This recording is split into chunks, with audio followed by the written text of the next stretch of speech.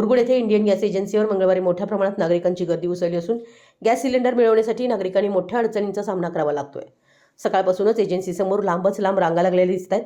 अनेक नागरिक सकाळी 6 वाजल्यापासून रांगेत उभे असूनही दुपारपर्यंत सिलेंडर मिळण्याची कोणतीही खात्री नसल्याने नाराजी व्यक्त करतायत। स्थानिकांच्या माहितीनुसार काही नागरिकांनी 8-8 दिवस आधीच आपला नंबर लावलाय, मात्र आजही सिलेंडर मिळेल की नाही याबाबत संभ्रम अवस्था आहे। त्यामुळे नागरिकांमध्ये अस्वस्थता आणि संतापाचं वातावरण निर्माण झालंय। दरम्यान सकाळपासून रांगेत उभे असलेल्या नागरिकांना दुपारी 3 वाजता सिलेंडर वाटप सुरू होईल अशी माहिती एजन्सीकडून देण्यात आली आहे। मात्र इतका वेळ प्रतीक्षा करूनही सर्वांना सिलेंडर मिळेलच याची खात्री नसल्यानं अनेक नागरिक चिंतेत आहेत। गॅस टंचाईमुळे घरगुती कामकाजावर परिणाम होत असून अनेक घरांमध्ये स्वयंपाकाची अडचण निर्माण झाली आहे।